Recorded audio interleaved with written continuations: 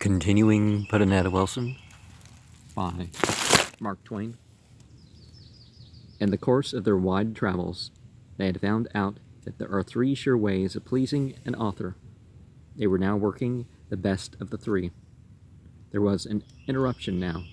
Young Tom Driscoll appeared and joined the party. He pretended to be seeing the distinguished strangers for the first time when they rose to shake hands, but this was only a blind, as he had already had a glimpse of them at the reception while robbing the house. The twins made mental note that he was smooth-faced and rather handsome, and smooth and undulatory in his movements, graceful, in fact. Angelo thought he had a very good eye. Luigi thought there was something veiled and sly about it. Angelo thought he had a pleasant, free, and easy way of talking. Luigi thought it was more so than was agreeable. Angelo thought he was a sufficiently nice young man. Luigi reserved his decision. Tom's first contribution to the conversation was a question which he had put to Wilson 100 times before. It was always cheerily and good-naturedly put, and always inflicted a little pang, for it touched a secret sore. But this time the pang was sharp, since strangers were present. Well, how does the law come on? Had a case yet? Wilson built his lip, but answered, no, not yet, with as much indifference as he could assume. Judge Driscoll had generously left the law feature out of the Wilson biography, which he had furnished to the twins. Young Tom laughed pleasantly and said, Wilson's a lawyer, gentlemen, but he doesn't practice now. The sarcasm bit. But Wilson kept himself under control and said with passion, I don't practice, it is true. It is true I have never had a case, and have had to earn a poor living for 20 years as an expert accountant in a town where I can't get hold of a set of books to untangle as often as I should like. But it is also true that I did it myself well for the practice of the law. By the time I was your age, Tom, I had chosen a profession, and it was soon competent to enter upon it. Tom winced. I never got a chance to try my hand at it, and I may never get a chance. And yet, if I ever do get it, I shall be found ready, for I have kept up my law studies all these years. That's it. That's good grit. I like to see it. I've a notion to throw all my business your way. My business and your law practice ought to make a pretty gay team, David. The young fellow laughed again, Dave. If you will throw, Wilson had thought of the girl in Tom's bedroom, and was going to say, if you will throw the surreptitious and disreputable part of your business my way, it may amount to something. But thought better of it and said, however, this matter doesn't fit well in a general conversation. All right, we'll change the subject. I guess you were about to give me another dig anyway, so I'm willing to change.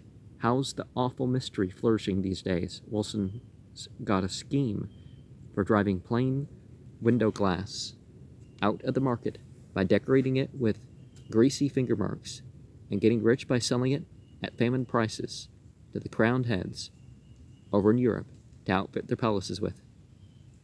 Fetch it out, Dave.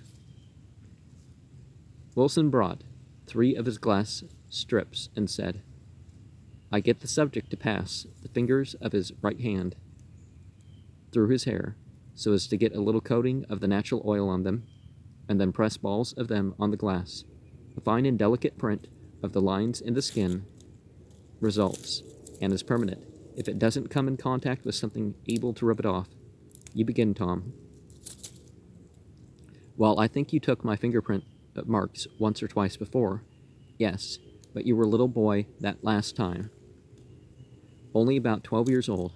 That is so, of course. I've changed entirely since then, and variety is what the crowned heads want, I guess. He passed his fingers through his crop short hair, and pressed them one at a time on the glass. Angelo made a print of his fingers on another glass, and Angelo followed with the third. Wilson marked the glasses with the names and date, and put them away. Tom gave one of his little laughs and said, "I thought I wouldn't say anything, but if variety is what you are after, you have wasted a piece of glass. The handprint of one twin is the same as the handprint of the fellow twin." "Well, it's done now, and I like to have them both anyway," said Wilson, returning to his place. "But look here, Dave," said Tom. "You used to tell people's fortunes, too. When you took their finger mark." Dave's just an all-around genius.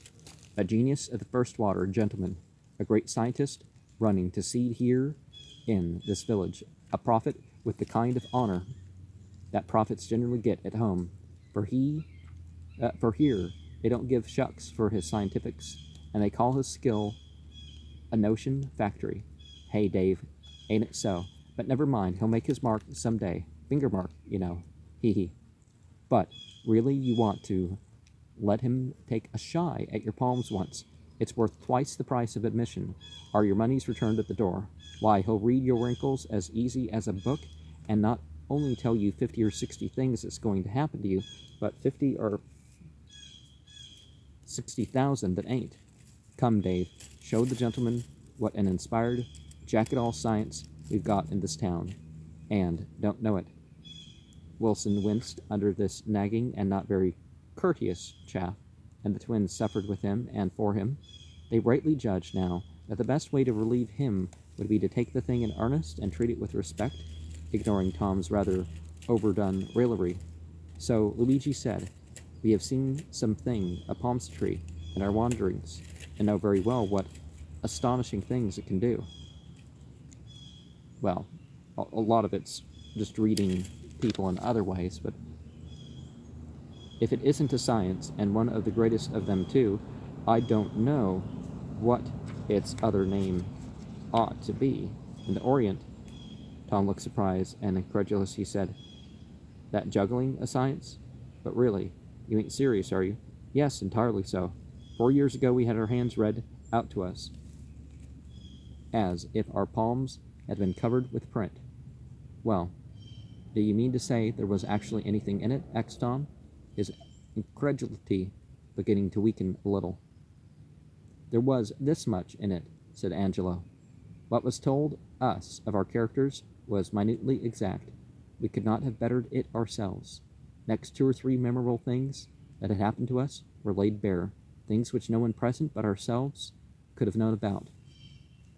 "Why, it's rank sorcery," exclaimed Tom, who was now becoming very much interested. "And how did they make out what was going to happen to you in the future?" "On the whole, quite fairly," said Luigi. 2 or 3 of the most striking things foretold have happened since. Much the most striking one of all happened within that same year. Some of the minor prophecies have come true. Some of the minor and some of the major ones have not been fulfilled yet, and, of course, may never be. Still, I should be more surprised if they failed to arrive than if they didn't. Tom was entirely sobered and profoundly impressed. He said apologetically, "Dave, I wasn't meaning to belittle that science. I was only chattering. I reckon I'd better say, I wish you would look at their palms. Come, won't you?" "Why, certainly, if you want me to, but you know I've had no chance to become an expert and don't claim to be one. When a past event is somewhat prominently recorded in the palm, I can generally detect that, but minor ones often escape me, not always, of course, but often.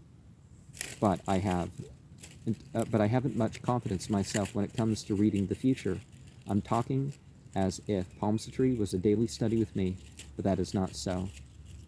I haven't examined half a dozen hands in the past half dozen years. You see, the people got to joking about it, and I stopped to let the talk die down. And I'll tell you what we'll do, Count Luigi. I'll make a try at your past, and if I have any success there, no, on the whole, I'll let the future alone. That's really the affair of an expert. Now, it's possible that there is spirit communications that if somebody gives permission to divine the unseen by some way, then that gives, then some entity may decide to talk to the other entity as a result, and or the sorcerer, if it's, sorcery, but,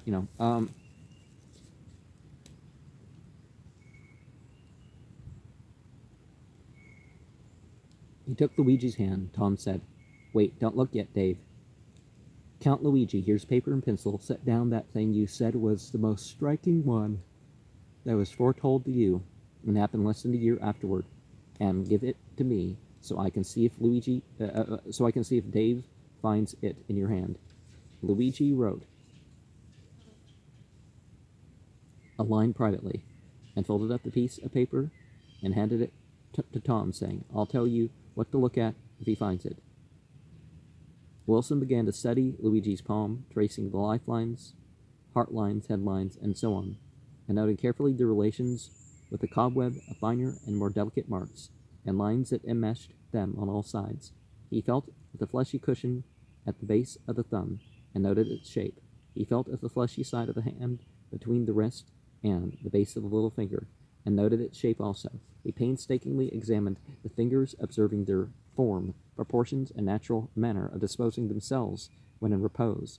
All this process was watched by the three spectators with absorbing interest, their heads bent together over Luigi's palm, and nobody disturbing the stillness with a word.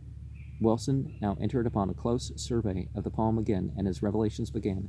He mapped out Luigi's character and disposition, his tastes, aversions, proclivities, ambitions, and eccentricities, in a way which sometimes made Luigi wince and others laugh, but both twins declared that the chart was artistically drawn and was correct. Next, Wilson took up Luigi's history. He proceeded cautiously and with hesitation now, moving his finger slowly along the great lines of the palm, and now and then halting it as at a star or some such landmark, and examining that neighborhood minutely. He proclaimed one or two past events. Luigi confirmed his correctness, and the search went on. Presently Wilson glanced up suddenly with a surprised expression. "Here is a record of an incident which would, perhaps, not wish me to." "Bring it out," said Luigi, good-naturedly. "I promise you it shan't embarrass me." But Wilson still hesitated, and did not seem quite to know what to do. Then he said, "I think it is too delicate a matter I believe I would rather write it or whisper it to you, and let you decide for yourself whether you want it talked out or no." "That will answer," said Luigi. "Write it." Wilson wrote something on a slip of paper and handed it to Luigi, who read it to himself and said to Tom, "Unfold your slip and read it, Mr. Driscoll." Tom read, "It was prophesied that I would kill a man, and it came true before the year was out." Tom added, "Great Scott." Luigi handed Wilson's paper to Tom and said, "Now read this one." Tom read, "You have killed some one, but whether man, woman, or child, I do not make out." "Caesar's ghost," commented Tom with astonishment. "It beats anything that was ever heard of. Why, a man's own hand is his deadliest enemy. Just think of that. A man's own hand keeps a record of the deepest and fatalest secrets of his life. Well, if it bears witness to things. And is treacherously ready to expose him to any black magic stranger that comes along. But what do you let a person look at your hand for, with that awful thing printed in it?" "Oh," said Luigi, reposefully, "I don't mind it. I killed the man for good reasons, and I don't regret it." "What were the reasons?" He needed killing." I'll tell you why he did it, since he won't say himself," said Angelo warmly. "He did it to save my life. That's what he did it for." "So it was a noble act, and not a thing to be hid in the dark." So it was," said Wilson. "To do such a thing to save a brother's life is a great and fine action." "Now come," said Luigi. "It is very pleasant to hear you say these things, but for unselfishness or heroism or magnanimity, the circumstances won't stand scrutiny. You overlook one detail. Suppose I hadn't saved Angelo's life. What would have become of mine? If I'd let the man kill him, wouldn't he have killed me too? I saved my own life, you see. Yes, that is your way of talking, said Angelo. But I know you. I don't believe you thought of yourself at all. I keep that weapon yet that Luigi killed the man with, and I'll show it to you sometime. The incident makes it interesting, and it had a history before it came into Luigi's hands, which adds to its interest. It was given to Luigi by a great Indian prince, the Gaikwar of Baroda, and it had been in his family for 2 or 3 centuries. It killed a good many disagreeable people who troubled that hearthstone at one time or another. It isn't much to look at, except that it isn't shaped like other knives, or dirks, or whatever it may be called. Here, I'll draw it for you. He took a sheet of paper and made a rapid sketch. There it is, a broad and murderous blade, with edges like a razor for sharpness. The devices engraved on it are the ciphers or names of its long line of possessors. I had Luigi's name added in Roman characters myself, with our coat of arms, as you see. You notice what a curious handle the thing has. It is solid ivory, polished like a mirror, and is 4 or 5 inches long round, and as thick as a large man's wrist, with the end squared off flat, for your thumb to rest on. For you grasp it, with your thumb resting on the blunt end, so, and lift it aloft and strike downward. The Gaikwar showed us how the thing was done when he gave it to Luigi, and before that night was ended, Luigi had used the knife. And the Gaikwar was a man, short by reason of it. The sheath is magnificently ornamented with gems of great value. You will find the sheath more worth looking at than the knife itself, of course. Tom said to himself, It's lucky I came here. I would have sold that knife for a song. I supposed the jewels were glass. But go on, don't stop, said Wilson. Our curiosity is up now, to hear about the homicide. Tell us about that. Well, briefly, the knife was to blame for that all around. A native servant slipped into our room in the palace in the night to kill us and steal the knife, on account of the fortune encrusted on its sheath. Without a doubt, Luigi had it under his pillow. We were in bed together. There was a dim night light burning. I was asleep, but Luigi was awake, and he thought he detected a vague form nearing the bed. He slipped the knife out of the sheath and was ready and unembarrassed by hampering bedclothes, for the weather was hot and we hadn't any. Suddenly, that native rose at the bedside and bent over me with his right hand lifted and a dirk in it, aimed at my throat, but Luigi grabbed his wrists, pulled them downward, and drove his own knife into the man's neck. That is the whole story.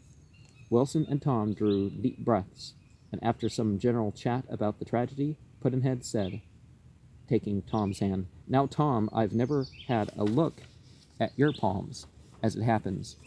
Perhaps you've got some little questionable privacies that need hello. Tom had snatched away his hand and was looking a good deal confused. Why, he's blushing, said Luigi. Tom darted an ugly look at him and said sharply, Well, if I am, it ain't because I'm a murderer. Luigi's dark face flushed, but before he could speak or move, Tom added with anxious haste, Oh, I beg 1,000 pardons, I didn't mean that. It was out before I thought, and I'm very, very sorry. You must forgive me. Wilson came to the rescue and smoothed things down as well as he could, and in fact was entirely successful as far as the twins were concerned, for they felt sorrier for the affront put upon him by his guest's outburst of ill manners than for the insult offered to Luigi. But the success was not so pronounced with the offender. Tom tried to seem at his ease, and he went through the motions fairly well, but at the bottom he felt resentful towards all the 3 witnesses of his exhibition. In fact, he felt so annoyed at them for having witnessed it and noticed it that he almost forgot to feel annoyed at himself for placing it before them. However, something presently happened which made him almost comfortable and brought him nearly back to a state of charity and friendliness. This was a little spat between the twins. Not much of a spat, but still a spat, and before they got far with it, they were in a decided condition of irritation with each other. Tom was charmed, so pleased, indeed, that he cautiously did what he could to increase the irritation while pretending to be actuated by more respectable motives. By his help, the fire got warmed up to the blazing point, and he might have had the happiness of seeing the flames show up in another moment, but for the interruption of a knock on the door, an interruption which fretted him as much as it gratified Wilson. Wilson opened the door. The visitor was a good-natured, ignorant, energetic, middle-aged Irishman named John Buckstone, who was a great politician in some way. Oh, in a small way. And always took a large share in public matters of every sort. One of the town's chief excitements just now was over the matter of rum. There was a strong rum party and a strong anti-rum party. Buckstone was training with the rum party, and he had been sent to hunt up the twins and invite them to attend a mass meeting of that faction. He delivered his errand and said the clans were already gathering in the big hall over the market house. Luigi accepted the invitation cordially, Angelo less cordially, since he disliked crowds and did not drink the powerful intoxicants of America. In fact, he was even a teetotaler sometimes, when it was judicious to be one. Okay, I was wondering where that was, when the prohibition thing that kind of centered out of groups like the Methodists and stuff did. The twins left with Buckstone, and Tom Driscoll joined company with them uninvited. In the distance one could see a long wavering line of torches drifting down the main street, and could hear the throbbing of the bass drum, the clash of cymbals, the squeaking of a fife or two, and the faint roar of remote hurrahs. The entail of this procession was climbing the market house stairs when the twins arrived in its neighborhood. When they reached the hall, it was full of people, torches, smoke, noise, and enthusiasm. They were conducted to the platform by Buckstone, Tom Driscoll still following, and were delivered to the chairman in the midst of a prodigious explosion of welcome. When the noise had moderated a little, the chair proposed that our illustrious guests be at once elected by complimentary acclamation to membership in our ever-glorious organization, the Paradise of the Free and the Perdition of the Slave. The eloquent discharge opened the floodgates of enthusiasm again, and the election was carried with thundering unanimity. Then rose a storm of cries. Wet them down, give them a drink. Glasses of whiskey were handed to the twins. Luigi waved his aloft and then brought it to his lips, but Angelo set his down. There was another storm of cries. What's the matter with the other one? What's the blonde one going to back us for? Explain. The chairman inquired and then reported. We have made an unfortunate mistake, gentlemen. I find that the Count Angelo Capello is opposed to our creed, is a teetotaler, in fact, and was not intending to apply for membership with us. He desires that we reconsider the vote by which he was elected. What is the pleasure of the House? There was a general burst of laughter, plentifully accented with whistlings and catcalls, but the energetic use of the gavel presently restored something like order. Then a man spoke from the crowd and said that, while he was very sorry that the mistake had been made, it would not be possible to rectify it at the present meeting. According to the bylaws, it must go over to the next regular meeting for action. He would not offer a motion, as none would be required.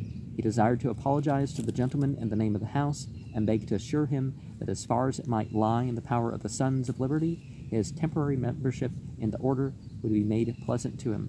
This speech was received with great applause, mixed with cries of, "That's the talk. He's a good fellow, anyway. If he is a teetotaler, drink his health. Give him a rouser, and no heel taps."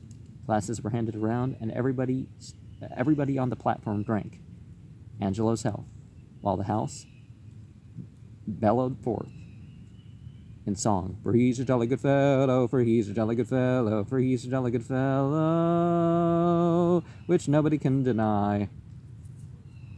which is almost always an exaggeration, right? Tom Driscoll drank. It was his second glass, for he had drunk Angelo's the moment that Angelo had set it down. The two drinks made him very merry, almost idiotically so, and he began to take a most lively and prominent part in the proceedings, particularly in the music and catcalls and side remarks. The chairman was still standing at the front, the twins at his side.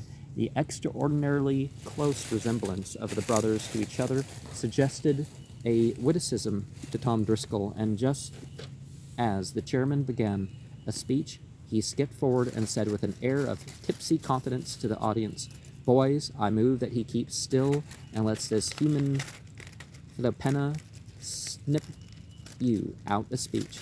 The descriptive aptness of the phrase caught the house, and a mighty burst of laughter followed. Luigi's southern blood leaped to the boiling point in a moment under the sharp humiliation of this insult delivered in the presence of 400 strangers. It was not in the young man's nature to let the matter pass or to delay the squaring of the account. He took a couple of strides and halted behind the unsuspecting joker. Then he drew back and delivered a kick of such titanic vigor that it lifted Tom clear over the footlights and landed him on the heads of the front row of the Sons of Liberty. Even a sober person does not like to have a human being emptied on him when he is not doing any harm. A person who is not sober cannot endure such an attention at all. The nest of Sons of Liberty that Driscoll landed in had not a sober bird in it. In fact, there was probably not an entirely sober one in the auditorium. Driscoll was promptly and indignantly flung onto the heads of the sons in the next row, and these sons passed him on toward the rear and then immediately began to pummel the front row sons who had passed him to them. This, of course, was strictly followed by bench after bench as Driscoll traveled in his tumultuous and airy flight toward the door, so he left behind him an ever-lengthening wake of raging and plunging and fighting and swearing humanity. Down went group after group of torches, and presently above the deafening clatter of the gavel, roar of angry voices, and the crash of succumbing benches, rose the paralyzing cry of fire. The fighting ceased instantly, the cursing ceased. For one distinctly defined moment, there was a dead hush, a motionless calm where the tempest had been. Then, with one impulse, the multitude awoke to life and energy again, and went surging and struggling and swaying this way and that, its outer edges melting away through the windows and doors and gradually lessening the pressure and relieving the mass. Well, after a display like that, well, maybe not the last part, but it could lead one to become a teetotaler, right? The fire boys were never on hand so suddenly before, for there was no distance to go this time, the quarters being in the rear end of the market house. There was an engine company and a hook and ladder company. Half of each was composed of roomies and the other of anti-roomies, after the moral and political share alike fashion of the frontier town of the period. Enough anti-roomies were loafing in quarters to man the engine and the ladders. In 2 minutes they had their red shirts and helmets on. They never stirred officially in unofficial costume, and as the mass meeting overhead smashed through the long row of windows and poured out upon the roof of the arcade, the deliverers were ready for them with a powerful stream of water, which washed some of them off the roof and nearly drowned the rest. But water was preferable to fire, and still the stampede from the windows continued, and still the pitiless drenching assailed it, until the building was empty, and the fire boys mounted to the hall and flooded it with water enough to annihilate 40 times as much fire as there was there. For a village fire company does not often get a chance to show off, and so when it does get a chance, it makes the most of it. Such citizens of that village as were of a thoughtful and judicious temperament did not insure against fire, they insured against the fire company. Chapter 12, The Shame of Judge Driscoll. Courage is a resistance to fear, a mastery of fear, not absence of fear. Except a creature be part coward, it is not a compliment to say it is brave. It is merely a loose misapplication of the word. Consider the flea, incomparably the bravest of all the creatures of God, if ignorance of fear were courage. Whether you are asleep or awake, He will attack you, caring nothing for the fact that in bulk and strength you are to him as are the massed armies of the earth to a sucking child. He lives both day and night, and all days and nights in the very lap of peril and the immediate presence of death, and yet is no more afraid than is the man who walks the streets of a city that was threatened by an earthquake 10 centuries before.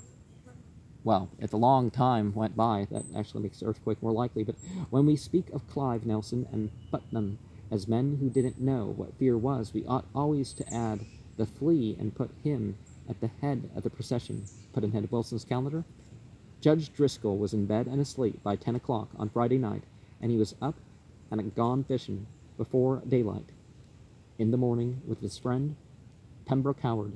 These two had been boys together in Virginia when that state still ranked as the chief and most imposing member of the Union, and they still coupled the proud and affectionate adjective old with her name when they spoke of her. In Missouri, a recognized superiority attached to any person who hailed from old Virginia, and this superiority was exalted to supremacy when a person of such naivety could also prove descent from the first families of that great commonwealth. The Howards and Driscolls were of this aristocracy. In their eyes it was a nobility, it had its unwritten laws, and were as clearly defined and as strict as any that could be found among the printed statutes of the land. The FFV was born a gentleman. His highest duty in life was to watch over that great inheritance and keep it unsmirched. He must keep his honor spotless. Those laws were his chart. His course was marked out on it. If he swerved from it by so much as half a point of the compass, it meant shipwreck to his honor. That is to say, degradation from his rank as a gentleman. These laws required certain things of him which his religion might forbid. Then his religion must yield. The laws could not be relaxed to accommodate religions or anything else. While religion can include all good and true regulations, but the laws could not be relaxed to accommodate religion. Honor stood first, and the laws defined what it was and wherein it differed in certain details from honor as defined by church creeds. Okay, now religion and church creeds aren't the same thing. And by social laws and the customs of some of the minor divisions of the globe that had got crowded out when the sacred boundaries of Virginia were staked out. If Judge Driscoll was the recognized first citizen of Dawson's Landing, Pembroke Howard was easily its recognized Second citizen. He was called the great lawyer and earned title. He and Driscoll were of the same age, a year or two past 60.